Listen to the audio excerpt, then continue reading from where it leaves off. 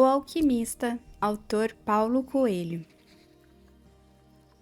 Para J, alquimista que conhece e utiliza os segredos da grande obra. Prefácio.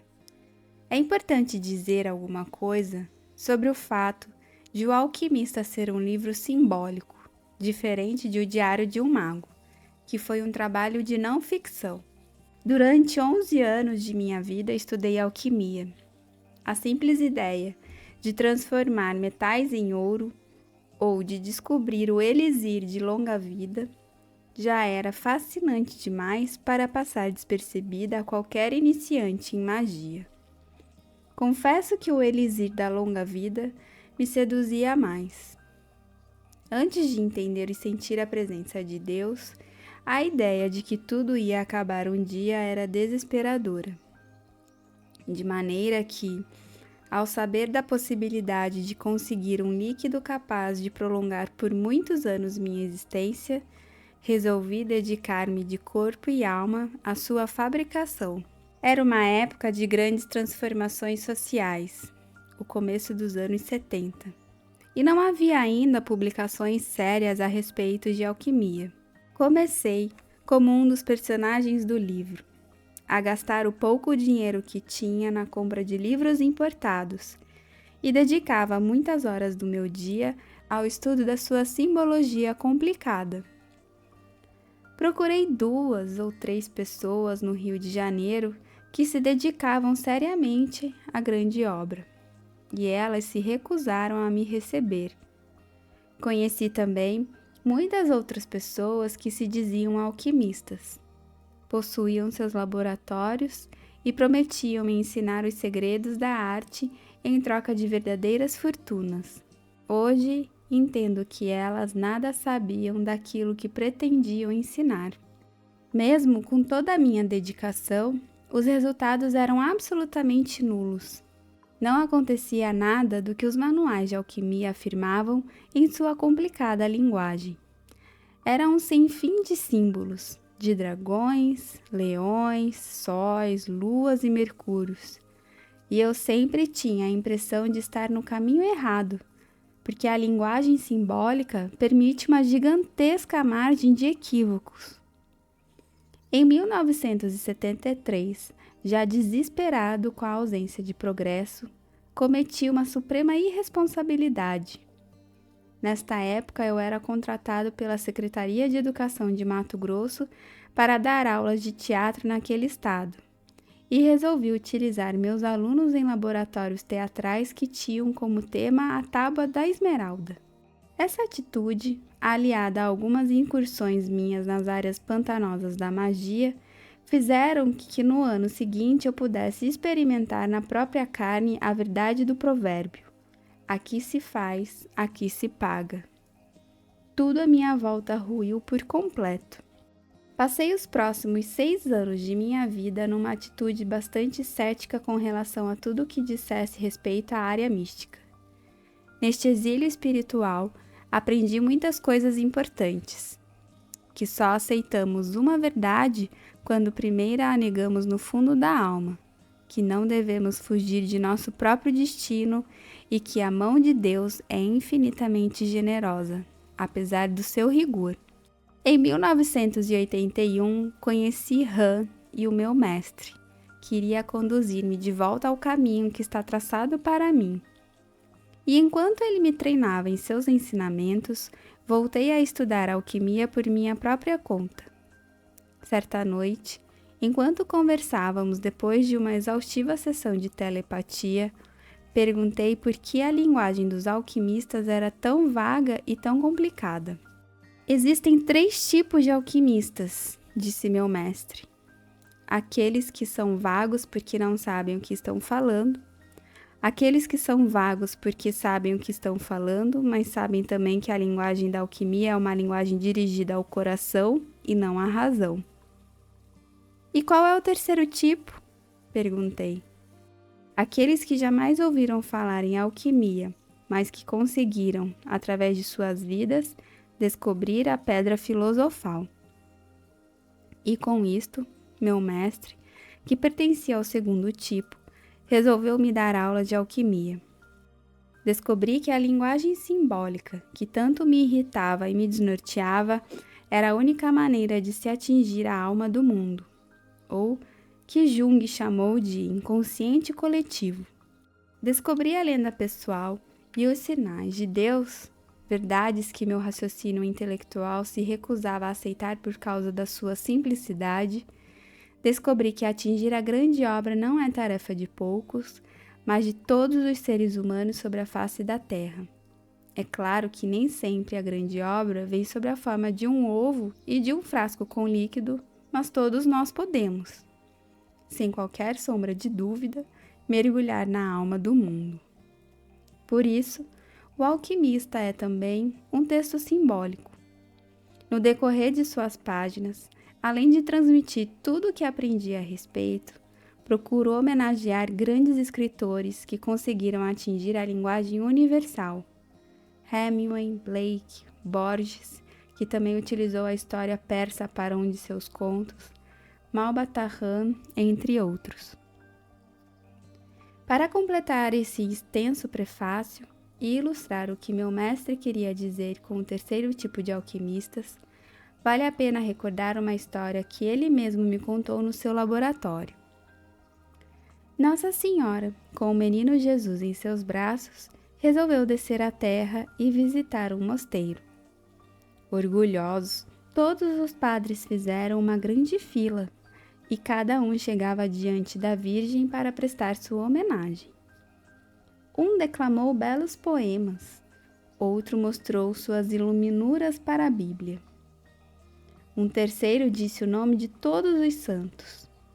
E assim por diante, monge após monge, homenageou Nossa Senhora e o menino Jesus. No último lugar da fila havia um padre, o mais humilde do convento, que nunca havia aprendido os sábios textos da época. Seus pais eram pessoas simples, que trabalhavam num velho circo das redondezas, e tudo o que lhe haviam ensinado era atirar bolas para cima e fazer alguns malabarismos. Quando chegou sua vez, os outros padres quiseram encerrar as homenagens, porque o antigo malabarista não tinha nada de importante para dizer e podia desmoralizar a imagem do convento. Entretanto, no fundo do seu coração, também ele sentia uma imensa necessidade de dar alguma coisa de si para Jesus e a Virgem. Envergonhado, sentindo o olhar reprovador de seus irmãos, ele tirou algumas laranjas do bolso e começou a jogá-las para cima, fazendo malabarismos, que era a única coisa que sabia fazer. Foi só neste instante que o menino Jesus sorriu e começou a bater palmas no colo de Nossa Senhora. E foi para ele que a Virgem estendeu os braços, deixando que segurasse um pouco o menino. O autor. Indo eles pelo caminho, entraram em um certo povoado, e certa mulher, chamada Marta, hospedou-o na sua casa. Tinha ela uma irmã chamada Maria, que sentou-se aos pés do Senhor e ficou ouvindo seus ensinamentos. Marta agitava-se de um lado para o outro, ocupada em muitos serviços. Então aproximou-se de Jesus e disse: Senhor, não te importas de que eu fique a servir sozinha? Ordena a minha irmã que venha ajudar-me. Respondeu-lhe o Senhor: Marta, Marta, andas inquieta e te preocupas com muitas coisas. Maria, entretanto, escolheu a melhor parte, e esta não lhe será tirada. Lucas, capítulo 10, versículo 38 e 42. Prólogo. O alquimista pegou um livro que alguém na caravana havia trazido. O volume estava sem capa, mas conseguiu identificar seu autor, Oscar Wilde.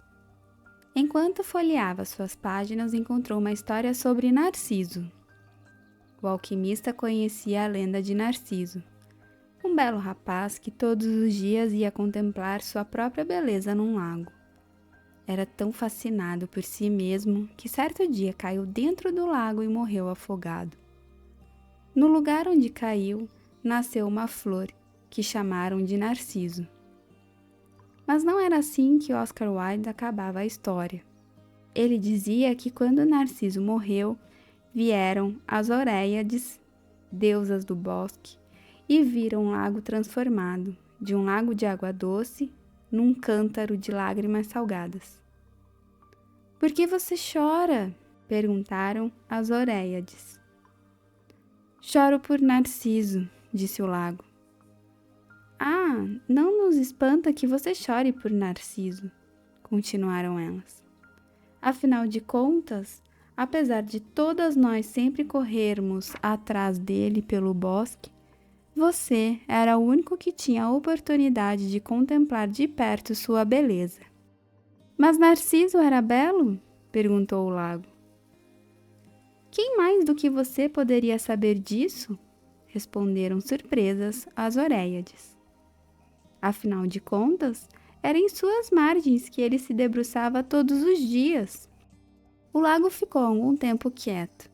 Por fim disse: "Eu choro por Narciso, mas jamais havia percebido que Narciso era belo." "Choro por Narciso, porque todas as vezes que ele se deitava sobre minhas margens, eu podia ver, no fundo dos seus olhos, minha própria beleza refletida." "Que bela história", disse o alquimista. Primeira parte. O rapaz chamava-se Santiago. Estava começando a escurecer quando chegou com seu rebanho diante de uma velha igreja abandonada. O teto tinha despencado há muito tempo, e um enorme sicômoro havia crescido no local que antes abrigava a sacristia. Resolveu passar a noite ali. Fez com que todas as ovelhas entrassem pela porta em ruínas, e então colocou algumas tábuas de modo que elas não pudessem fugir durante a noite. Não haviam lobos naquela região, mas certa vez um animal havia escapado durante a noite, e ele gastara todo o dia seguinte procurando a ovelha desgarrada. Forrou o chão com seu casaco e deitou-se, usando o livro que acabara de ler como travesseiro. Lembrou-se, antes de dormir, que precisava começar a ler livros mais grossos. Demoravam mais para acabar e eram travesseiros mais confortáveis durante a noite. Ainda estava escuro quando acordou. Olhou para cima e viu que as estrelas brilhavam através do teto semi-destruído. Queria dormir um pouco mais, pensou ele. Tivera o mesmo sonho da semana passada e outra vez acordara antes do final. Levantou-se e tomou um gole de vinho. Depois pegou o cajado e começou a acordar as ovelhas que ainda dormiam. Ele havia reparado que assim que acordava, a maior parte dos animais também começava a despertar. Como se houvesse alguma misteriosa energia unindo sua vida à vida daquelas ovelhas que há 2 anos percorriam com ele a terra, em busca de água e alimento. "Elas já se acostumaram tanto a mim que conhecem meus horários", disse em voz baixa. Refletiu um momento e pensou que podia ser também o contrário. Ele, que havia se acostumado ao horário das ovelhas. Haviam certas ovelhas, porém, que demoravam um pouco mais para levantar. O rapaz acordou uma a uma com seu cajado, chamando cada qual pelo seu nome. Sempre acreditara que as ovelhas eram capazes de entender o que ele falava. Por isso, costumava às vezes ler para elas os trechos de livros que o haviam impressionado, ou falar da solidão e da alegria de um pastor no campo, ou comentar sobre as últimas novidades que via nas cidades por onde costumava passar. Nos últimos 2 dias, porém, seu assunto tinha sido praticamente um só: a menina, filha do comerciante, que morava na cidade por onde ia chegar daqui a 4 dias. Tinha estado apenas uma vez lá, no ano anterior. O comerciante era dono de uma loja de tecidos e gostava sempre de ver as ovelhas tosquiadas na sua frente, para evitar falsificações. Um certo amigo tinha indicado a loja, e o pastor levou lá as suas ovelhas. Preciso vender alguma lã, disse para o comerciante. A loja do homem estava cheia, e o comerciante pediu que o pastor esperasse até o entardecer. Ele sentou-se na calçada da loja e tirou um livro do alforge. Não sabia que os pastores são capazes de ler livros, disse uma voz feminina ao seu lado.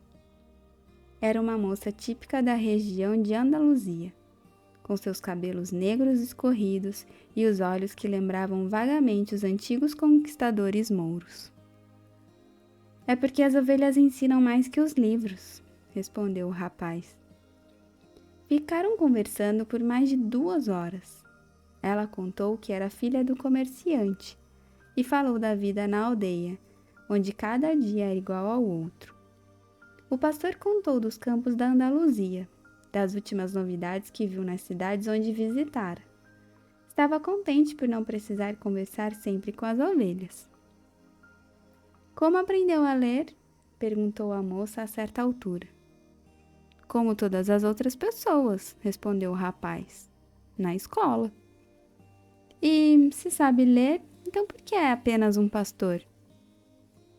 O rapaz deu uma desculpa qualquer para não responder aquela pergunta. Ele tinha certeza de que a moça jamais entenderia. Continuou a contar suas histórias de viagem, e os pequenos olhos mouros abriam-se e fechavam-se de espanto e surpresa. À medida que o tempo foi passando, o rapaz começou a desejar que aquele dia não acabasse nunca, que o pai da moça ficasse ocupado por muito tempo e o mandasse esperar por 3 dias. Percebeu que estava sentindo alguma coisa que nunca havia sentido antes. Vontade de ficar morando numa mesma cidade para sempre. Com a menina de cabelos negros, os dias nunca seriam iguais. Mas o comerciante finalmente chegou e mandou que ele tosquiasse 4 ovelhas. Depois pagou-lhe o que era devido e pediu que voltasse no ano seguinte. Agora faltavam apenas 4 dias para chegar de novo à mesma aldeia. Estava excitado e ao mesmo tempo inseguro. Talvez a menina já tivesse esquecido. Por ali passavam muitos pastores para vender lã. Não tem importância, disse o rapaz para suas ovelhas. Eu também conheço outras meninas em outras cidades. Mas no fundo do seu coração, ele sabia que tinha importância e que tanto os pastores como os marinheiros, como os caixeiros viajantes, sempre conheciam uma cidade onde havia alguém capaz de fazer com que esquecessem a alegria de viajar solto pelo mundo. O dia começou a raiar e o pastor colocou as ovelhas seguindo em direção ao sol. Elas nunca precisam tomar uma decisão, pensou ele. Talvez por isso fiquem sempre juntos de mim. A única necessidade que as ovelhas sentiam era de água e de alimento. Enquanto o rapaz conhecesse os melhores pastos em Andaluzia, elas seriam sempre suas amigas. Mesmo que os dias fossem todos iguais, com longas horas se arrastando entre o nascer e o pôr do sol. Mesmo que elas jamais tivessem lido um só livro em suas curtas vidas e não conhecessem a língua dos homens que contavam as novidades nas aldeias. Elas estavam contentes com água e alimento, e isso bastava. Em troca, ofereciam generosamente sua lã, sua companhia e, de vez em quando, a sua carne. Se hoje eu me tornasse um monstro e resolvesse matar uma por uma, elas só iam perceber depois que quase todo o rebanho tivesse sido exterminado, pensou o rapaz. Porque confiam em mim e se esqueceram de confiar nos seus próprios instintos, só porque as conduzo ao alimento e à comida. O rapaz começou a estranhar seus próprios pensamentos. Talvez a igreja, com aquele sicômoro crescendo dentro, fosse mal assombrada. Tinha feito com que sonhasse o mesmo sonho pela 2ª vez, e estava lhe dando uma sensação de raiva contra suas companheiras sempre tão fiéis. Bebeu um pouco de vinho que havia sobrado do jantar na noite anterior e apertou contra o corpo o seu casaco. Ele sabia que daqui a algumas horas, com o sol a pino, o calor seria tão forte que não ia poder conduzir as ovelhas pelo campo. Era a hora que toda a Espanha dormia no verão. O calor durava até a noite, e durante todo esse tempo ele tinha que ficar carregando o casaco. Entretanto, quando pensava em reclamar do peso, sempre lembrava que por causa dele não havia sentido frio de manhã. Temos que estar sempre preparados para as surpresas do tempo. Pensava então ele e sentia-se grato pelo peso do casaco. O casaco tinha um motivo, e o rapaz também. Em 2 anos pelas planícies de Andaluzia, ele já sabia de cor todas as cidades da região, e esta era a grande razão de sua vida: viajar. Estava planejando explicar desta vez à menina porque um simples pastor sabe ler. Havia estado, até os 16 anos, num seminário. Seus pais queriam que ele fosse padre, e motivo de orgulho para uma simples família camponesa, que trabalhava apenas para a comida e água como suas ovelhas. Estudou latim, espanhol e teologia, mas desde criança sonhava em conhecer o mundo. E isto era muito mais importante do que conhecer Deus ou os pecados dos homens. Certa tarde, ao visitar a família, havia tomado coragem e dito para seu pai que não queria ser padre. Queria viajar. Homens de todo o mundo já passaram por esta aldeia, filho, disse o pai. Vêm em busca de coisas novas, mas continuam as mesmas pessoas. Vão até o morro conhecer o castelo e acham que o passado era melhor que o presente. Têm cabelos louros ou pele escura, mas são iguais aos homens de nossa aldeia. Mas não conheço os castelos das terras de onde eles vêm, retrucou o rapaz. Estes homens, quando conhecem nossos campos e nossas mulheres, dizem que gostariam de viver para sempre aqui, continuou o pai. Quero conhecer as mulheres e as terras de onde eles vieram, disse o rapaz. Porque eles nunca ficam por aqui? Os homens trazem a bolsa cheia de dinheiro, disse mais uma vez o pai. Entre nós, só os pastores viajam. Então serei pastor. O pai não disse mais nada. No dia seguinte, deu-lhe uma bolsa com 3 antigas moedas de ouro espanholas. Achei certo dia no campo. Iam ser da igreja como seu dote. Compre seu rebanho e corra ao mundo até aprender que nosso castelo é o mais importante e nossas mulheres são as mais belas. E o abençoou. Nos olhos do pai, ele leu também a vontade de correr o mundo. Uma vontade que ainda vivia, apesar das dezenas de anos que ele a tentou sepultar com água, comida e o mesmo lugar para dormir toda noite. O horizonte se tingiu de vermelho e depois apareceu o sol. O rapaz lembrou-se da conversa com o pai e sentiu-se alegre. Tinha já conhecido muitos castelos e muitas mulheres, mas nenhuma igual àquela que o esperava em 2 dias. Tinha um casaco, um livro que podia trocar por outro e um rebanho de ovelhas. O mais importante, entretanto, é que todo dia realizava o grande sonho de sua vida: viajar. Quando cansasse dos campos de Andaluzia, podia vender suas ovelhas e tornar-se marinheiro.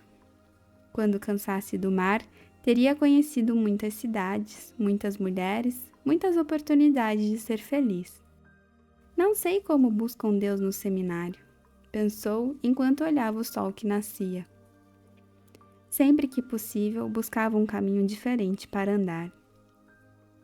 Nunca havia estado naquela igreja antes, apesar de haver passado tantas vezes por ali. O mundo era grande e inesgotável, e se ele deixasse que as ovelhas o guiassem apenas um pouquinho, ia terminar descobrindo mais coisas interessantes. O problema é que elas não se dão conta de que estão fazendo caminhos novos cada dia. Não percebem que os pastos mudaram, que as estações são diferentes, porque estão apenas ocupadas com água e comida.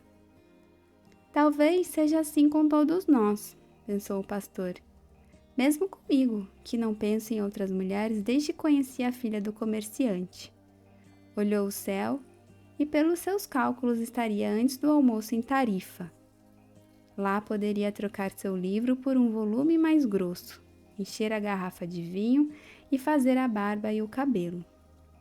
Tinha que estar pronto para encontrar a menina, e não queria pensar na possibilidade de outro pastor ter chegado antes dele, com mais ovelhas para pedir a sua mão. É justamente a possibilidade de realizar um sonho que torna a vida interessante, refletiu enquanto olhava novamente o céu e apressava o passo. Tinha acabado de se lembrar que em Tarifa morava uma velha capaz de interpretar sonhos, e ele tinha tido um sonho repetido aquela noite. A velha conduziu o rapaz até um quarto no fundo da casa, separado da sala por uma cortina feita de tiras de plástico colorido. Lá dentro tinha uma mesa, uma imagem do Sagrado Coração de Jesus e 2 cadeiras. A velha sentou-se e pediu que ele fizesse o mesmo. Depois segurou as 2 mãos do rapaz e rezou baixo. Parecia uma reza cigana. O rapaz já havia encontrado muitos ciganos pelo caminho. Eles viajavam e, entretanto, não cuidavam de ovelhas. As pessoas diziam que a vida de um cigano era sempre enganar aos outros. Diziam também que eles tinham um pacto com demônios e que raptavam crianças para servirem de escravas em seus misteriosos acampamentos. Quando era pequeno, o rapaz sempre tinha morrido de medo de ser raptado pelos ciganos, e este temor antigo voltou enquanto a velha segurava suas mãos. Mas existe a imagem do Sagrado Coração de Jesus, pensou ele, procurando ficar mais calmo. Não queria que sua mão começasse a tremer e a velha percebesse seu medo. Rezou um Pai Nosso em silêncio. Que interessante, disse a velha, sem tirar os olhos da mão do rapaz, e voltou a ficar quieta. O rapaz estava ficando nervoso. Suas mãos começaram involuntariamente a tremer, e a velha percebeu. Ele puxou as mãos rapidamente. Não vim aqui para ler as mãos, disse já arrependido de ter entrado naquela casa. Pensou por um momento que era melhor pagar a consulta e ir-se embora sem saber de nada. Estava dando importância demais a um sonho repetido. Você veio saber de sonhos, respondeu a velha. E os sonhos são a linguagem de Deus. Quando ele fala a linguagem do mundo, eu posso interpretar. Mas se ele falar a linguagem de sua alma, só você pode entender. E vou cobrar a consulta de qualquer maneira. Mais um truque, pensou o rapaz. Entretanto, resolveu arriscar. Um pastor corre sempre o risco dos lobos ou da seca. E isto é que faz a profissão de pastor mais excitante. Tive o mesmo sonho 2 vezes seguidas, disse. Sonhei que estava num pasto com minhas ovelhas quando aparecia uma criança e começava a brincar com os animais. Não gosto que mexam nas minhas ovelhas, elas ficam com medo de estranhos. Mas as crianças sempre conseguem mexer com os animais sem que eles se assustem. Não sei por quê, não sei como os animais sabem a idade dos seres humanos. Volte para seu sonho, disse a velha. Tenho uma panela no fogo. Além disso, você tem pouco dinheiro e não pode tomar todo o meu tempo. A criança continuava a brincar com as ovelhas por algum tempo, continuou o rapaz, um pouco constrangido. E de repente, me pegava pelas mãos e me levava até as pirâmides do Egito. O rapaz esperou um pouco para ver se a velha sabia o que eram as pirâmides do Egito, mas a velha continuou quieta. Então, nas pirâmides do Egito, ele falou as 3 últimas palavras lentamente, para que a velha pudesse entender bem. A criança me dizia, se você vier até aqui, vai encontrar um tesouro escondido. E quando ela foi me mostrar o local exato, eu acordei, nas 2 vezes. A velha continuou em silêncio por algum tempo. Depois tornou a pegar a mão do rapaz e estudá-las atentamente. Não vou lhe cobrar nada agora, disse a velha, mas quero 1/10 do tesouro se você encontrá-lo. O rapaz riu, de felicidade. Então iria economizar o pouco dinheiro que tinha por causa de um sonho que falava em tesouros escondidos. A velha devia ser mesmo uma cigana. Os ciganos são burros. Então interprete o sonho, pediu o rapaz. Antes, jure que você vai me dar a 10ª parte do seu tesouro em troca do que eu lhe disser. O rapaz jurou. A velha pediu para que ele repetisse o juramento olhando para a imagem do Sagrado Coração de Jesus. É um sonho da linguagem do mundo, disse ela. Posso interpretá-lo, e é uma interpretação muito difícil, por isso acho que mereço minha parte do seu achado. E a interpretação é esta. Você deve ir até as pirâmides do Egito. Nunca ouvi falar delas, mas se foi uma criança que lhe mostrou, é porque existem. Lá você encontrará um tesouro que lhe fará rico. O rapaz ficou surpreso e depois irritado. Não precisava ter procurado a velha para isso. Finalmente lembrou-se de que não estava pagando nada. Para isto eu não precisava perder meu tempo, disse. Por isso que lhe falei que seu sonho era difícil. As coisas simples são as mais extraordinárias, e só os sábios conseguem vê-las. Já que não sou uma sábia, tenho que conhecer outras artes, como a leitura de mãos. E como eu vou chegar até o Egito? Eu só interpreto sonhos, não sei transformá-los em realidade. Por isso tenho que viver do que minhas filhas me dão. E se eu não chegar até o Egito? Eu fico sem pagamento, não será a primeira vez. E a velha não disse mais nada. Pediu para que o rapaz saísse, pois já tinha perdido muito tempo com ele. O rapaz saiu decepcionado e decidido a nunca mais acreditar em sonhos. Lembrou-se de que tinha várias providências a tomar. Foi ao armazém arranjar alguma comida. Trocou seu livro por um livro mais grosso e sentou-se num banco da praça para saborear o vinho novo que havia comprado. Era um dia quente e o vinho, por um destes mistérios insondáveis, conseguia resfriar um pouco seu corpo. As ovelhas estavam na entrada da cidade, no estábulo de um novo amigo seu. Conhecia muita gente por aquelas bandas e por isso gostava de viajar. A gente sempre acaba fazendo amigos novos e não precisa ficar com eles dia após dia. Quando a gente vê sempre as mesmas pessoas, e isso acontecia no seminário, terminamos fazendo com que elas passem a fazer parte de nossas vidas. E como elas fazem parte de nossas vidas, passam também a querer modificar nossas vidas. Se a gente não for como elas esperam, ficam chateadas. Porque todas as pessoas têm a noção exata de como devemos viver nossa vida, e nunca têm noção de como devem viver as suas próprias vidas. Como a mulher dos sonhos, que não sabia transformá-los em realidade. Resolveu esperar o sol descer um pouco, antes de seguir com suas ovelhas em direção ao campo. Daqui a 3 dias, iria estar com a filha do comerciante. Começou a ler o livro que tinha conseguido com um padre de Tarifa. Era um livro grosso, que falava de um enterro logo na primeira página. Além disso, o nome dos personagens eram complicadíssimos. Se algum dia escrevesse um livro, pensou ele, ia colocar um personagem aparecendo de cada vez para que os leitores não tivessem que ficar decorando nomes. Quando conseguiu concentrar-se um pouco na leitura, e era boa porque falava de um enterro na neve, o que lhe transmitia uma sensação de frio debaixo daquele imenso sol. Um velho sentou-se ao seu lado e começou a puxar conversa. "O que eles estão fazendo?" perguntou o velho, apontando para as pessoas da praça. "Trabalhando", respondeu o rapaz secamente, e voltou a fingir que estava concentrado na leitura. Na verdade, estava pensando em tosquear as ovelhas na frente da filha do comerciante, para ela testar como ele era capaz de fazer coisas interessantes. Já havia imaginado esta cena uma porção de vezes. Em todas elas, a menina ficava deslumbrada quando ele começava a lhe explicar que as ovelhas devem ser tosqueadas de trás para frente.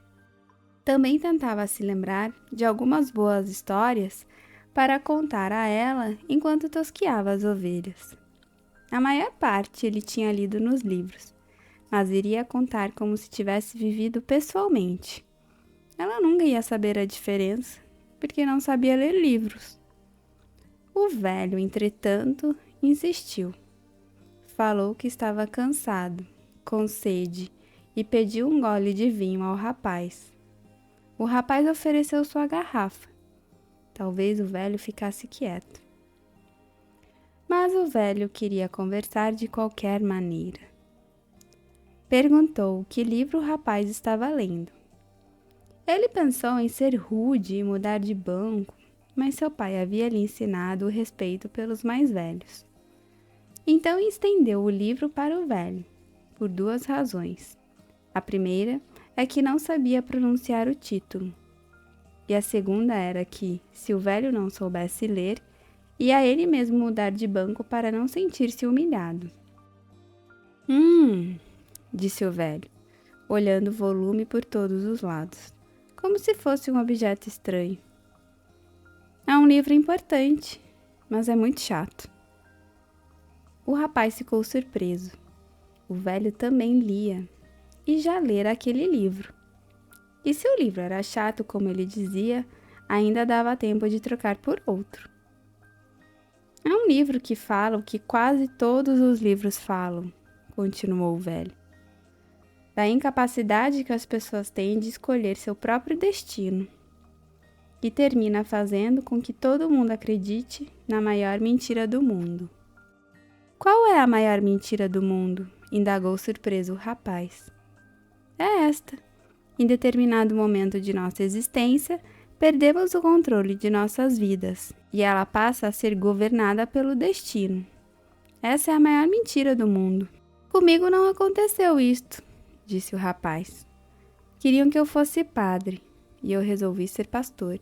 Assim é melhor, disse o velho. Porque você gosta de viajar.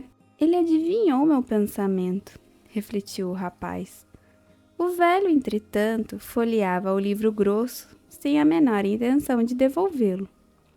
O rapaz notou que ele vestia uma roupa estranha, parecia um árabe, o que não era raro naquela região. A África ficava a apenas algumas horas de Tarifa, e era só cruzar o pequeno estreito num barco. Muitas vezes apareciam árabes na cidade, fazendo compras e rezando orações estranhas várias vezes por dia. De onde é o senhor? Perguntou. De muitas partes. Ninguém pode ser de muitas partes, o rapaz falou. Eu sou um pastor e estou em muitas partes, mas sou de um único lugar, de uma cidade perto de um castelo antigo. Ali foi onde nasci. Então podemos dizer que eu nasci em Salem. O rapaz não sabia onde era Salem, mas não quis perguntar para não sentir-se humilhado com a própria ignorância. Ficou mais algum tempo olhando a praça. As pessoas iam e vinham, e pareciam muito ocupadas. Como está Salem? Perguntou o rapaz procurando alguma pista. Como sempre esteve. Ainda não era uma pista, mas sabia que Salem não estava em Andaluzia. Senão, ele já a teria conhecido. E o que você faz em Salem? Insistiu. O que faço em Salem? O velho pela primeira vez deu uma gostosa gargalhada. Ora, eu sou o rei de Salem. As pessoas dizem coisas muito estranhas, pensou o rapaz. Às vezes é melhor estar com as ovelhas, que são caladas e apenas procuram alimento e água. Ou é melhor estar com os livros, que contam histórias incríveis sempre nas horas que a gente quer ouvir. Mas quando a gente fala com pessoas, elas dizem certas coisas e ficamos sem saber como continuar a conversa. Meu nome é Melquisedeque, disse o velho. Quantas ovelhas você tem? O suficiente, respondeu o rapaz.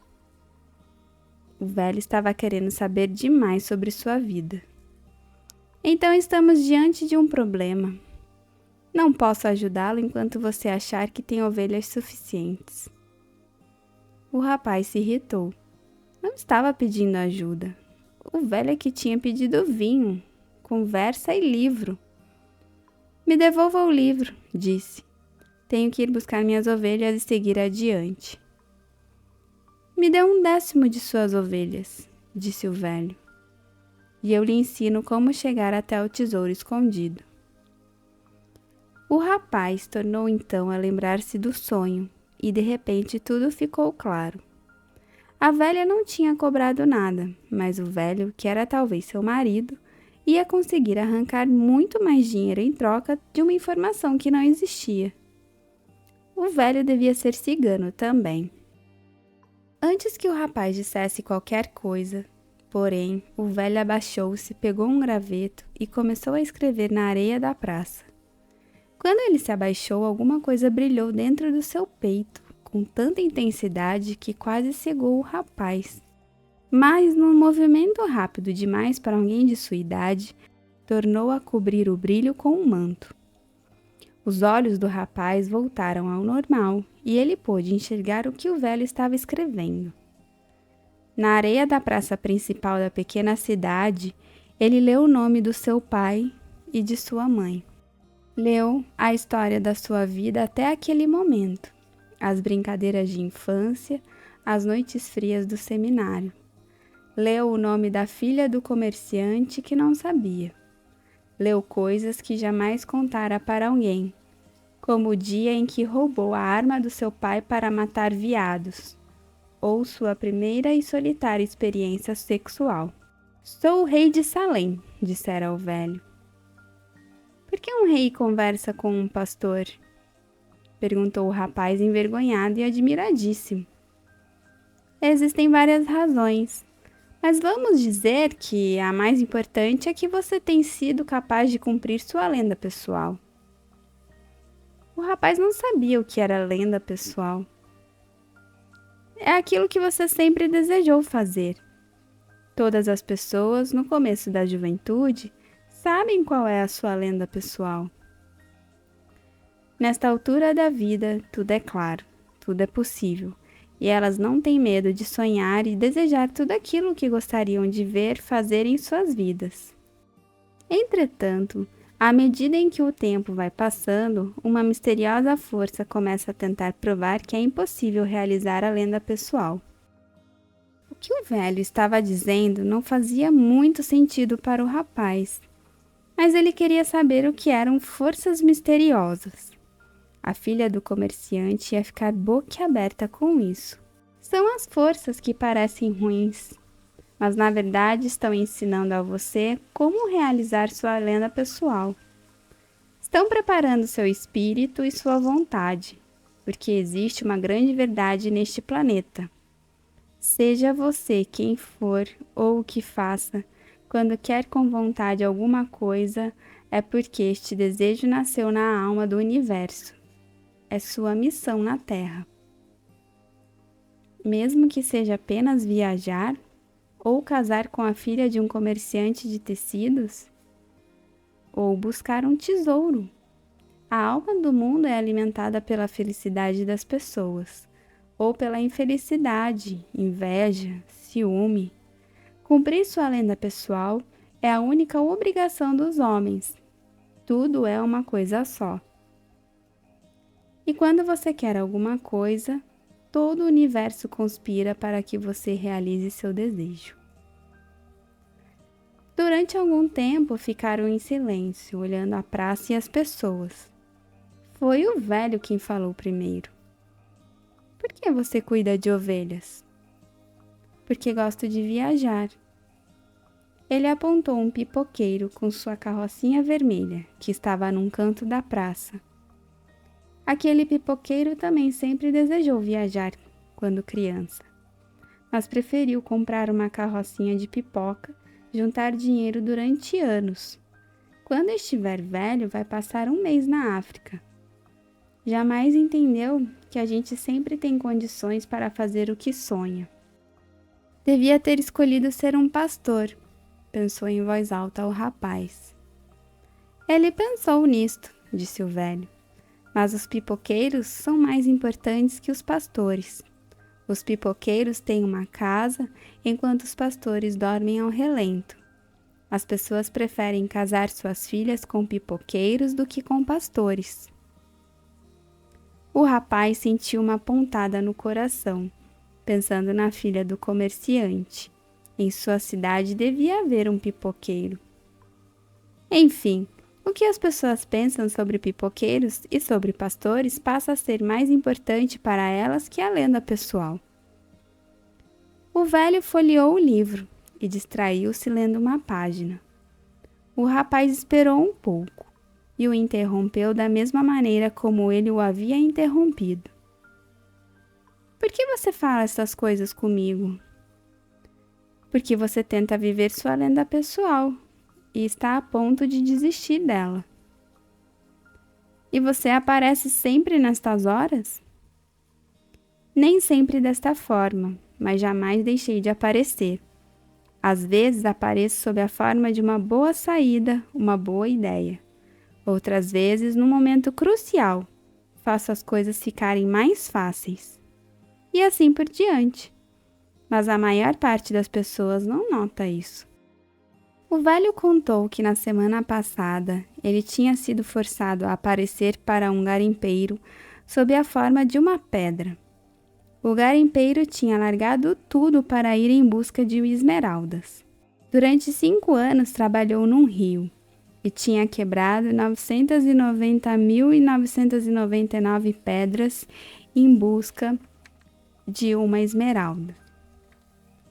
Neste ponto, o garimpeiro pensou em desistir e só faltava uma pedra, apenas uma pedra, para ele descobrir sua esmeralda.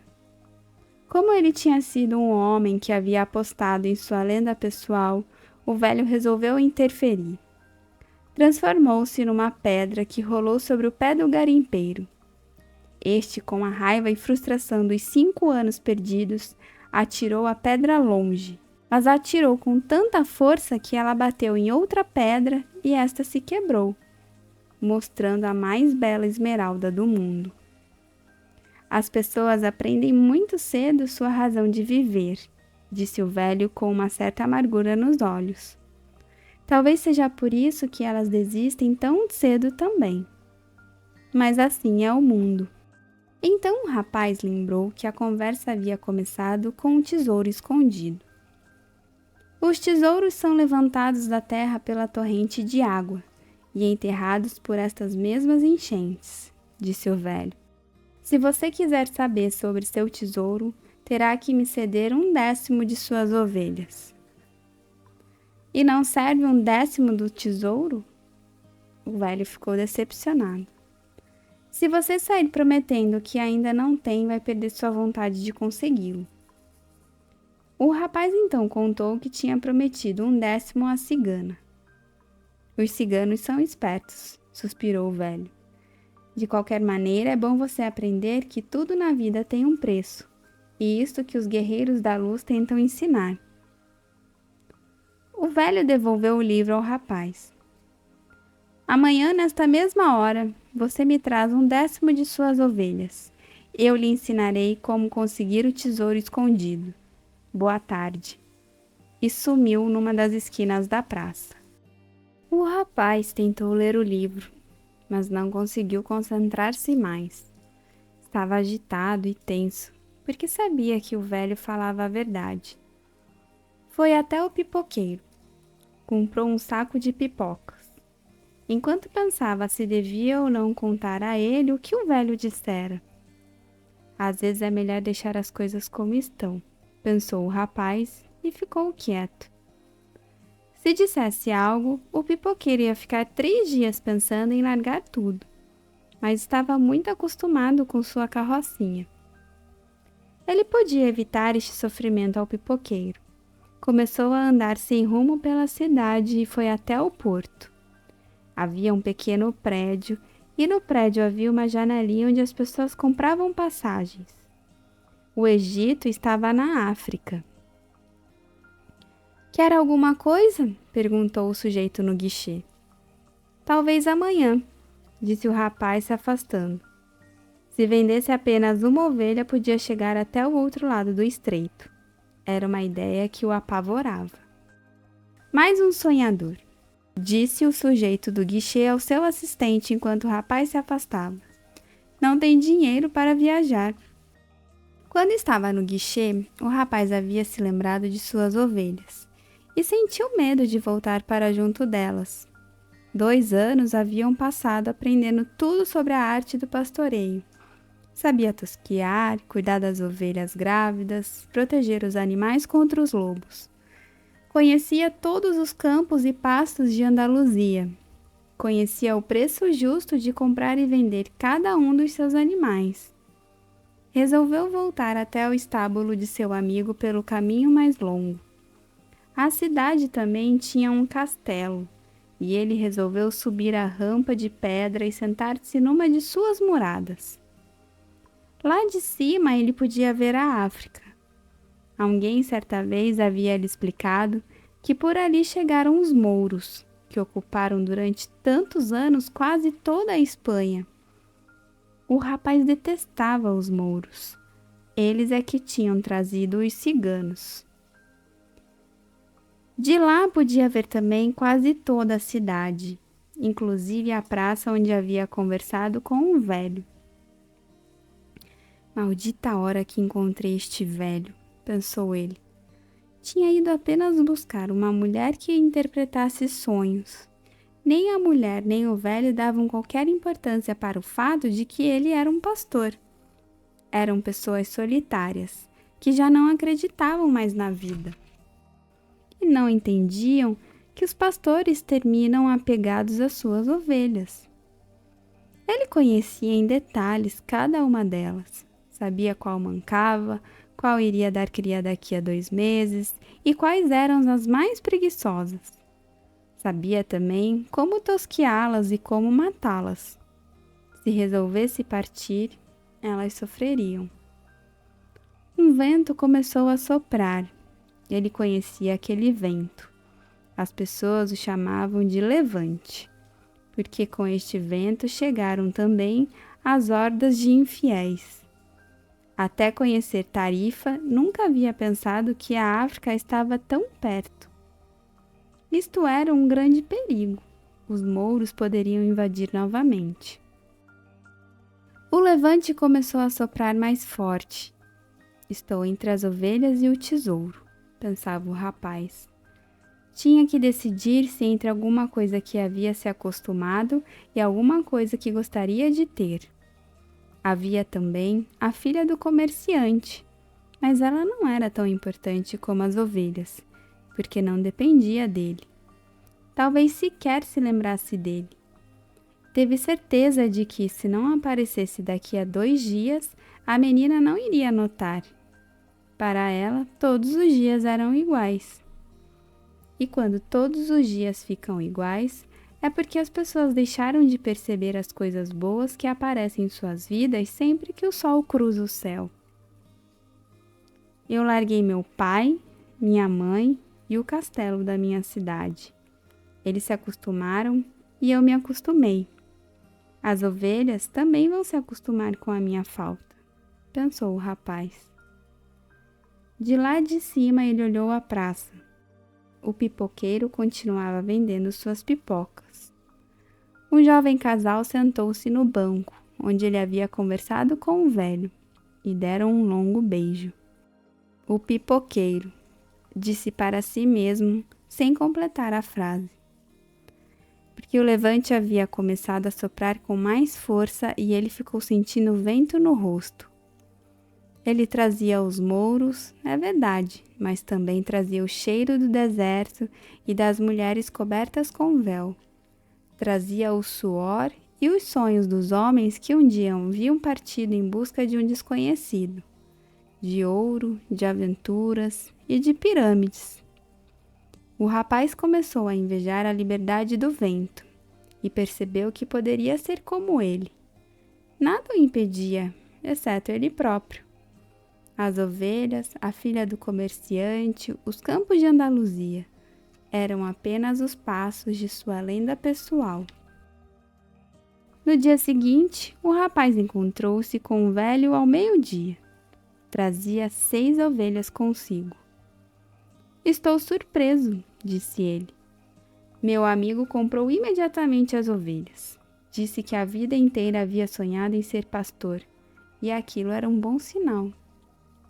É sempre assim, disse o velho. Chamamos de princípio favorável.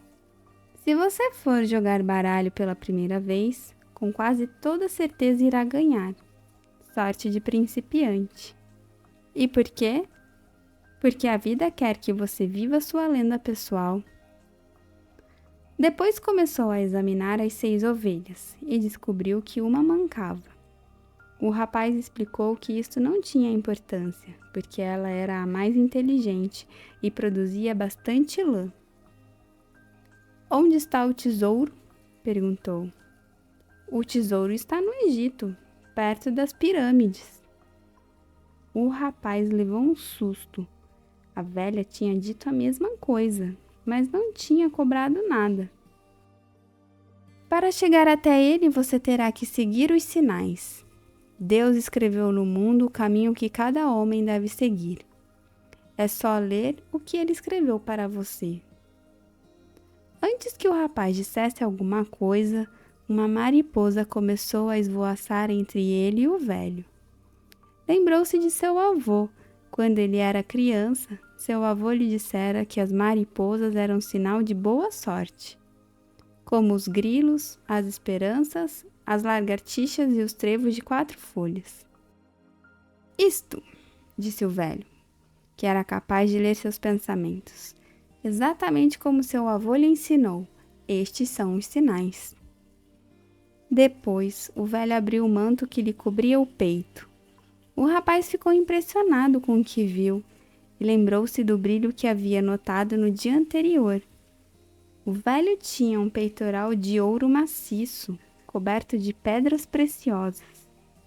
Era realmente um rei. Devia estar disfarçado assim para fugir dos salteadores.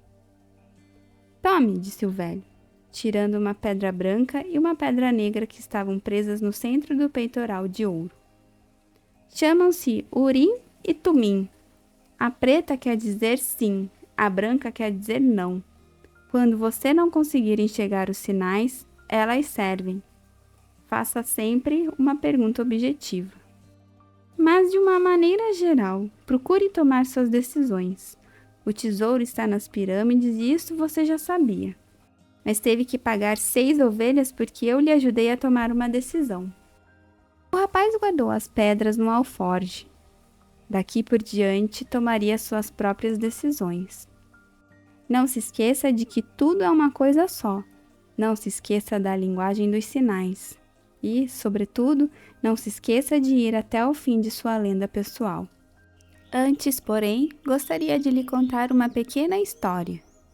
Certo mercador enviou seu filho para aprender o segredo da felicidade com o mais sábio de todos os homens. O rapaz andou durante 40 dias pelo deserto, até chegar a um belo castelo, no alto de uma montanha. Lá vivia o sábio que o rapaz buscava. Ao invés de encontrar um homem santo, porém, o nosso herói entrou numa sala e viu uma atividade imensa. Mercadores entravam e saíam, pessoas conversavam pelos cantos, uma pequena orquestra tocava melodias suaves e havia uma farta mesa com os mais deliciosos pratos daquela região do mundo. O sábio conversava com todos, e o rapaz teve que esperar 2 horas até chegar sua vez de ser atendido. O sábio ouviu atentamente o motivo da visita do rapaz, mas disse-lhe que naquele momento não tinha tempo de explicar-lhe o segredo da felicidade. Sugeriu que o rapaz desse um passeio por seu palácio e voltasse daqui a 2 horas. Entretanto, quero lhe pedir um favor, completou o sábio, entregando ao rapaz uma colher de chá, onde pingou 2 gotas de óleo. Enquanto você estiver caminhando, carregue esta colher sem deixar que o óleo seja derramado. O rapaz começou a subir e descer as escadarias do palácio, mantendo sempre os olhos fixos na colher. Ao final de 2 horas, retornou à presença do sábio. E então, perguntou o sábio, você viu as tapeçarias da Pérsia que estão na minha sala de jantar? Viu o jardim que o mestre dos jardineiros demorou 10 anos para criar? Reparou nos belos pergaminhos de minha biblioteca? O rapaz, envergonhado, confessou que não havia visto nada. Sua única preocupação era não derramar as gotas de óleo que o sábio lhe havia confiado. Pois então, volte e conheça as maravilhas do meu mundo, disse o sábio. Você não pode confiar num homem se não conhece sua casa. Já mais tranquilo, o rapaz pegou a colher e voltou a passear pelo palácio, desta vez reparando em todas as obras de arte que pendiam do teto e das paredes. Viu os jardins, as montanhas ao redor, a delicadeza das flores, o requinte com que cada obra de arte estava colocada em seu lugar. De volta à presença do sábio, relatou pormenorizadamente tudo o que havia visto.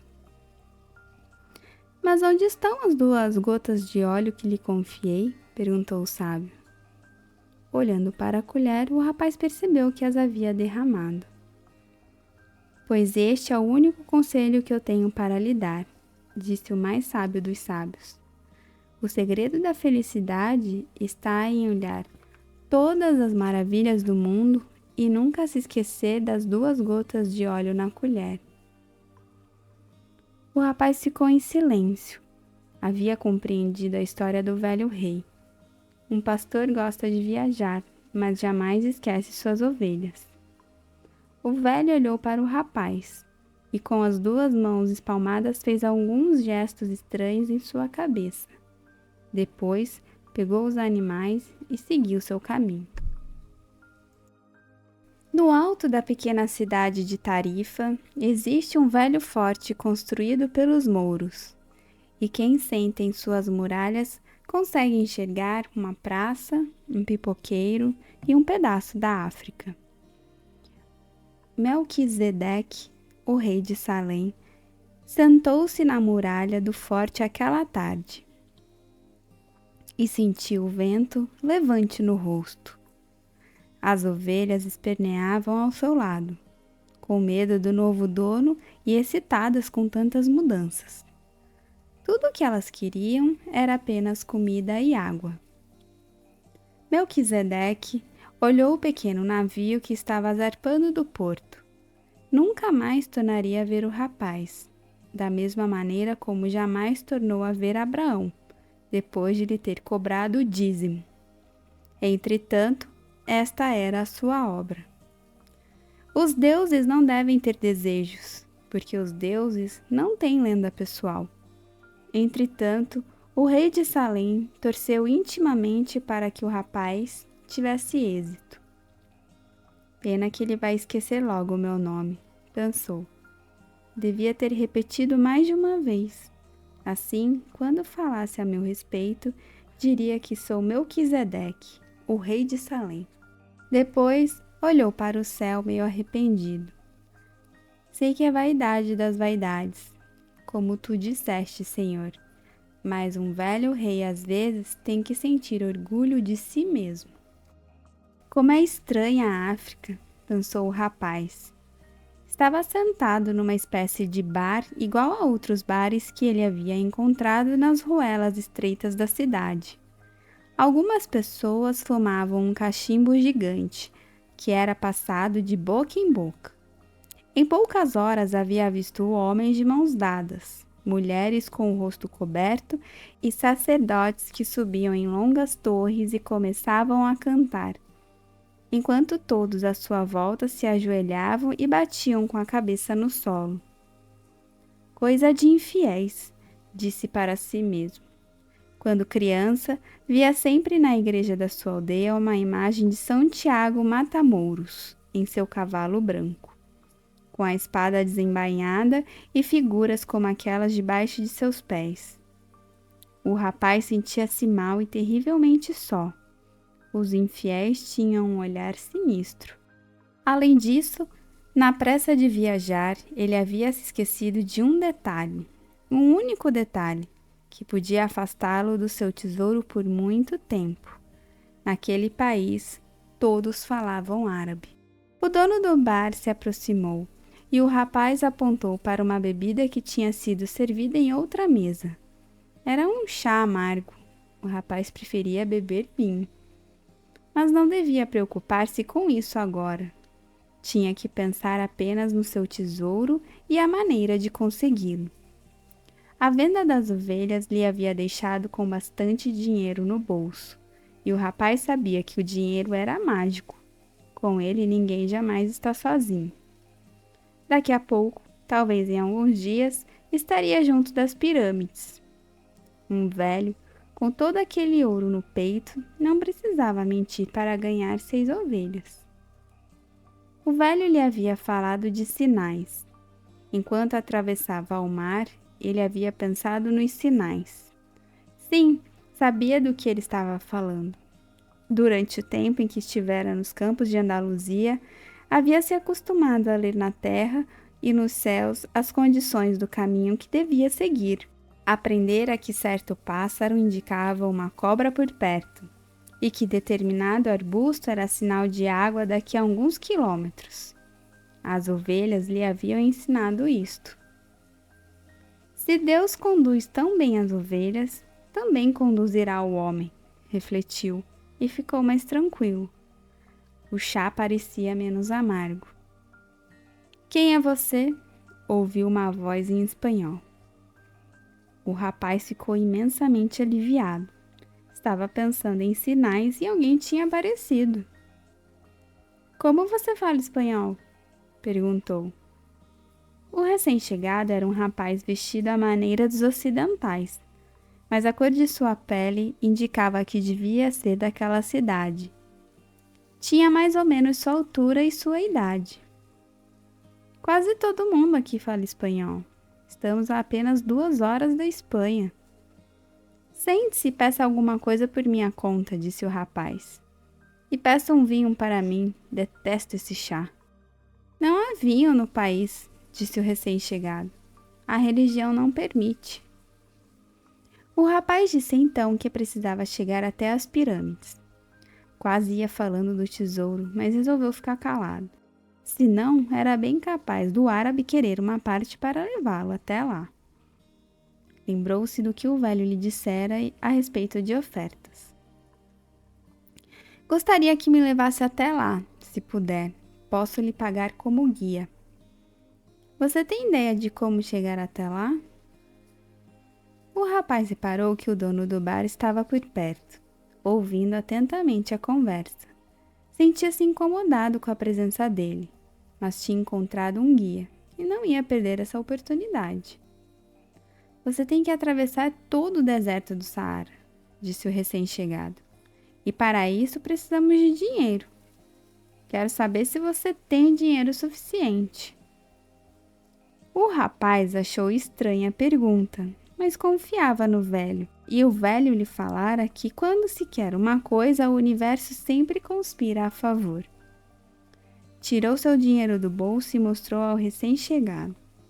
O dono do bar se aproximou e olhou também. Os dois trocaram algumas palavras em árabe. O dono do bar parecia irritado. Vamos embora, disse o recém-chegado. Ele não quer que continuemos aqui. O rapaz ficou aliviado. Levantou-se para pagar a conta, mas o dono o agarrou e começou a falar sem parar. O rapaz era forte, mas estava numa terra estrangeira. Foi seu novo amigo que empurrou o dono para o lado e puxou o rapaz para fora. Ele queria seu dinheiro, disse. Tanger não é igual ao resto da África. Estamos num porto e os portos têm sempre muitos ladrões. Ele podia confiar em seu novo amigo. Tinha lhe ajudado numa situação crítica. Tirou o dinheiro do bolso e contou. Podemos chegar amanhã nas pirâmides, disse o outro, pegando o dinheiro. Mas preciso comprar 2 camelos. Saíram andando pelas ruas estreitas de Tanger. Em todo o canto haviam barracas de coisas para vender. Chegaram, enfim, no meio de uma grande praça, onde funcionava o mercado. Haviam milhares de pessoas discutindo, vendendo, comprando, hortaliças misturadas com adagas, tapetes junto com todo tipo de cachimbos. Mas o rapaz não tirava o olho de seu novo amigo. Afinal de contas, ele estava com todo o seu dinheiro nas mãos. Pensou em pedi-lo de volta, mas achou que seria indelicado. Ele não conhecia o costume das terras estranhas que estava pisando. Basta vigiá-lo, disse para si mesmo. Era mais forte que o outro. De repente, no meio de toda aquela confusão, estava a mais bela espada que seus olhos já haviam visto. A bainha era prateada e o cabo negro, cravejado de pedras. O rapaz prometeu a si mesmo que quando voltasse do Egito ia comprar aquela espada. Pergunte ao dono da barraca quanto custa, disse ele ao amigo. Mas percebeu que tinha ficado 2 segundos distraídos olhando a espada. Seu coração ficou pequeno, como se o peito tivesse subitamente encolhido. Teve medo de olhar para o lado, porque sabia o que ia encontrar. Os olhos continuaram fixos na bela espada por mais alguns momentos, até que o rapaz tomou coragem e se virou. Em volta dele o mercado, as pessoas indo e vindo, gritando e comprando, os tapetes misturados com avelãs, as alfaces junto às bandejas de cobre, os homens de mãos dadas pelas ruas, as mulheres de véu, o cheiro de comida estranha e em nenhum lugar, mas em nenhum lugar mesmo, o rosto de seu companheiro. O rapaz ainda quis pensar que haviam se perdido por acaso. Resolveu ficar ali mesmo, esperando que o outro voltasse. Pouco tempo depois, um sujeito subiu numa daquelas torres e começou a cantar. Todas as pessoas ajoelharam-se no chão, bateram com a cabeça no solo e cantaram também. Depois, como um bando de formigas trabalhadoras, desfizeram as barracas e foram embora. O sol começou a ir embora também. O rapaz olhou o sol durante muito tempo, até que ele se escondeu atrás das casas brancas que davam a volta na praça. Lembrou-se que quando aquele sol nascera de manhã, ele estava em outro continente. Era um pastor, tinha 60 ovelhas e um encontro marcado com uma moça. De manhã ele sabia tudo o que iria acontecer enquanto andava pelos campos.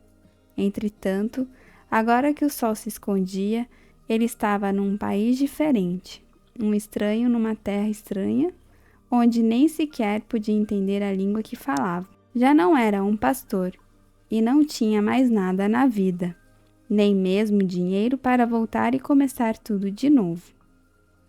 Tudo isto entre o nascente e o poente do mesmo sol, pensou o rapaz, e sentiu pena de si mesmo, porque às vezes as coisas mudam na vida no espaço de um simples grito, antes que as pessoas possam se acostumar com elas. Tinha vergonha de chorar. Jamais havia chorado na frente de suas próprias ovelhas. Entretanto, o mercado estava vazio e ele estava longe da pátria. O rapaz chorou. Chorou porque Deus era injusto e retribuía desta maneira as pessoas que acreditavam em seus próprios sonhos. Quando eu estava com as ovelhas, eu era feliz e espalhava sempre felicidade à minha volta. As pessoas me viam chegar e me recebiam bem. Mas agora estou triste e infeliz. O que farei? Vou ser mais amargo e não vou confiar nas pessoas, porque uma pessoa me traiu. Vou odiar aqueles que encontraram tesouros escondidos, porque eu não encontrei o meu. E vou sempre procurar manter o pouco que tenho, porque sou pequeno demais para abraçar o mundo. Abriu seu alforje para ver o que tinha lá dentro. Talvez tivesse sobrado alguma coisa do sanduíche que havia comido no barco, mas só encontrou o livro grosso, o casaco e as 2 pedras que o velho lhe dera. Ao olhar as pedras, sentiu uma imensa sensação de alívio. Tinha trocado 6 ovelhas por 2 pedras preciosas, saídas de um peitoral de ouro. Podia vender as pedras e comprar a passagem de volta. Agora serei mais esperto, pensou o rapaz, tirando as pedras do alforje para escondê-las dentro do bolso. Ali era um porto, E esta era a única verdade que aquele homem lhe dissera: um porto está sempre cheio de ladrões. Agora entendia também o desespero do dono do bar. Estava tentando dizer-lhe para não confiar naquele homem. Sou como todas as pessoas. Vejo o mundo da maneira que desejava que as coisas acontecessem, e não da maneira que as coisas acontecem. Ficou olhando as pedras. Tocou com cuidado cada uma, sentindo a temperatura e a superfície lisa. Elas eram seu tesouro. O simples toque das pedras lhe deu mais tranquilidade. Elas lhe lembravam do velho. Quando você quer uma coisa, todo o universo conspira para que possa consegui-la, dissera-lhe o velho. Queria entender como aquilo podia ser verdade. Estava ali num mercado vazio, sem um centavo no bolso e sem ovelhas para guardar aquela noite. Mas as pedras eram a prova de que tinha encontrado um rei que sabia sua história, sabia da arma do seu pai e da sua primeira experiência sexual. As pedras servem para a adivinhação. Chamam-se Urim e Tumim. O rapaz colocou de novo as pedras dentro do saco e resolveu experimentar. O velho havia falado que fizesse perguntas claras, porque as pedras só serviam para quem sabe o que quer. O rapaz então perguntou se a bênção do velho continuava ainda com ele. Tirou uma das pedras e era assim. Vou encontrar meu tesouro? Perguntou o rapaz. Enfiou a mão no alforje e ia pegando uma das pedras, quando ambas escorregaram por um buraco no tecido. O rapaz nunca havia percebido que seu alforje estava rasgado. Abaixou-se para pegar o Urim e o Tumim e colocá-los de novo dentro do saco. Ao vê-las no chão, porém, uma outra frase surgiu em sua cabeça. Aprenda a respeitar e seguir os sinais. Havia falado o velho rei. Um sinal. O rapaz riu para si mesmo. Depois apanhou as duas pedras no chão e as recolocou no alforje. Não pensava costurar o buraco.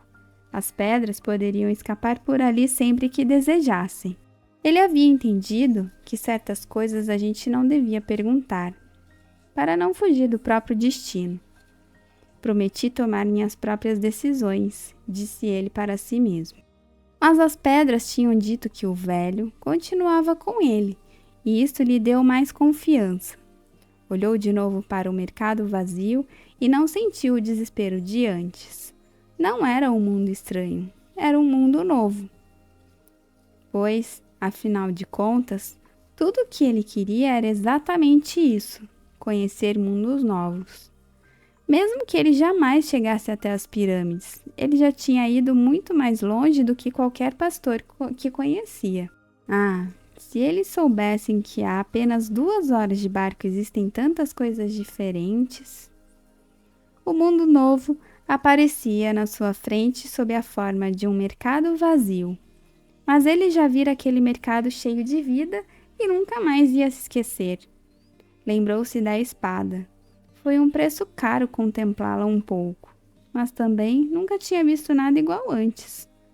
Sentiu de repente que ele podia olhar o mundo como uma pobre vítima de um ladrão, ou como um aventureiro em busca de um tesouro.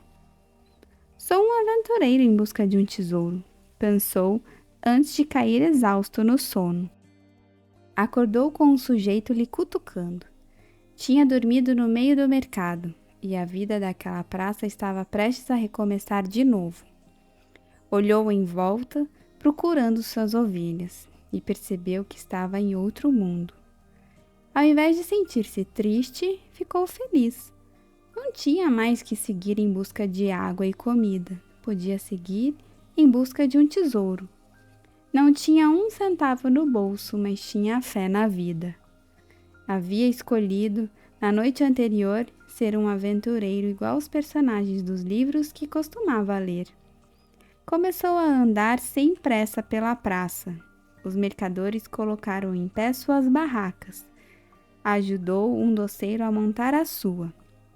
Havia um sorriso diferente no rosto daquele doceiro. Estava alegre, desperto para a vida, pronto para começar um bom dia de trabalho. Era um sorriso que lembrava alguma coisa do velho, aquele velho e misterioso rei que havia conhecido. Este doceiro não está fazendo doces porque quer viajar ou porque quer casar com a filha de um comerciante. Este doceiro faz doce porque gosta disso, pensou o rapaz e notou que podia fazer a mesma coisa que o velho. Saber se uma pessoa está próxima ou distante de sua lenda pessoal, só em olhar para ela.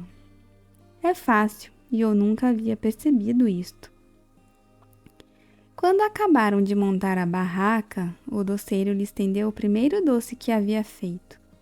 O rapaz comeu satisfeito, agradeceu e seguiu seu caminho. Quando já havia se afastado um pouco, lembrou-se que a barraca havia sido montada com uma pessoa falando árabe e a outra espanhol.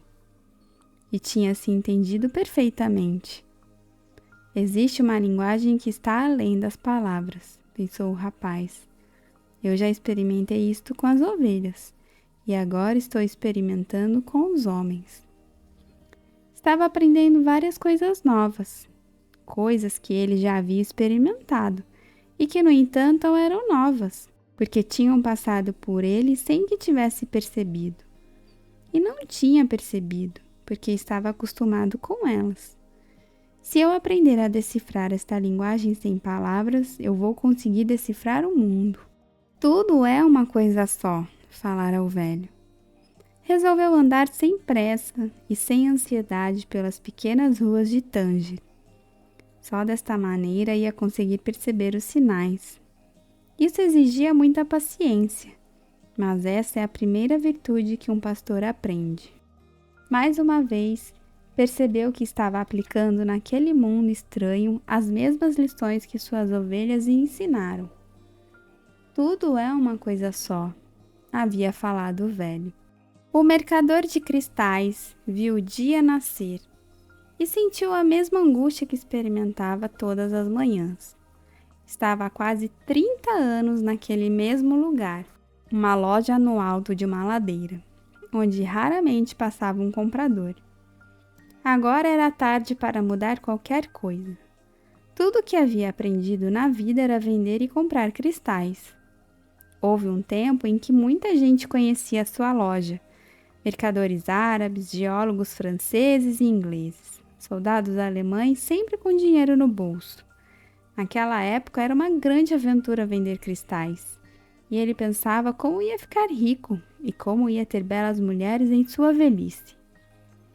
Depois o tempo foi passando e a cidade também. Ceuta cresceu mais que Tanger e o comércio mudou de rumo. Os vizinhos mudaram-se e ficaram apenas algumas lojas na ladeira. Ninguém ia subir uma ladeira por causa de umas poucas lojas. Mas o mercador de cristais não tinha escolha. Tinha vivido 30 anos de sua vida comprando e vendendo peças de cristal e agora era tarde demais para mudar de rumo. Durante a manhã inteira ficou olhando o pequeno movimento da rua. Fazia aquilo há anos e já sabia o horário de cada pessoa. Quando faltavam alguns minutos para o almoço, um rapaz estrangeiro parou diante de sua vitrine. Estava vestido normalmente, mas os olhos experimentados do mercador de cristais concluíram que ele não tinha dinheiro. Mesmo assim, resolveu entrar e esperar alguns instantes, até que o rapaz fosse embora. Havia um cartaz na porta dizendo que ali se falavam várias línguas. O rapaz viu um homem aparecer atrás do balcão. "Posso limpar estes vasos se você quiser", disse o rapaz. "Assim como eles estão, nenhum comprador vai querer comprar." O homem olhou sem dizer nada. "Em troca, você me paga um prato de comida." O homem continuou em silêncio. E o rapaz sentiu que precisava tomar uma decisão. Dentro de seu alforje havia o casaco. Não ia precisar mais dele no deserto. Tirou o casaco e começou a limpar os vasos. Durante meia hora limpou todos os vasos da vitrine. Neste meio tempo entraram 2 fregueses e compraram cristais do homem. Quando acabou de limpar tudo, ele pediu ao homem um prato de comida. Vamos comer, disse o mercador de cristais. Colocou uma tabuleta na porta e foram até um minúsculo bar no alto da ladeira. Assim que sentaram na única mesa existente, o mercador de cristais sorriu. Não era preciso limpar nada, disse. A lei do Alcorão obriga a dar de comer a quem tem fome. Então por que me deixou fazer isto? Perguntou o rapaz. Porque os cristais estavam sujos, e tanto você como eu precisávamos limpar as cabeças dos maus pensamentos. Quando acabaram de comer, o mercador virou-se para o rapaz. Queria que você trabalhasse na minha loja. Hoje entraram 2 fregueses enquanto você limpava os vasos, e isto é um bom sinal. As pessoas falam muito em sinais, pensou o pastor, mas não percebem o que estão dizendo. Da mesma maneira que eu não percebia que há muitos anos falava com minhas ovelhas uma linguagem sem palavras. Quer trabalhar para mim? Insistiu o mercador. Posso trabalhar o resto do dia, respondeu o rapaz. Limparei até de madrugada todos os cristais da loja. Em troca, preciso de dinheiro para estar amanhã no Egito. O velho riu de novo. Mesmo que você limpasse meus cristais durante um ano inteiro, mesmo que você ganhasse uma boa comissão de vendas em cada um deles, ainda ia ter que arranjar dinheiro emprestado para ir ao Egito. Existem milhares de quilômetros de deserto entre Tânger e as pirâmides. Houve um momento de silêncio tão grande que a cidade parecia ter adormecido. Já não haviam mais os bazares, as discussões dos mercadores, os homens que subiam em minaretes e cantavam, as belas espadas com seus punhos cravejados. Já não havia mais a esperança e a aventura, velhos reis e lendas pessoais, o tesouro e as pirâmides. Era como se todo mundo estivesse quieto, porque a alma do rapaz estava em silêncio. Não havia nem dor, nem sofrimento, nem decepção, apenas um olhar vazio através da pequena porta do bar e uma vontade imensa de morrer, de que tudo acabasse para sempre naquele minuto. O mercador olhou espantado para o rapaz. Era como se toda a alegria que tinha visto aquela manhã houvesse subitamente desaparecido. Posso lhe dar dinheiro para voltar à sua terra, meu filho, disse o mercador de cristais. O rapaz continuou em silêncio. Depois levantou-se, ajeitou as roupas e pegou seu alforje. Vou trabalhar com o senhor, disse. E depois de outro silêncio demorado, concluiu. Preciso de dinheiro para comprar algumas ovelhas.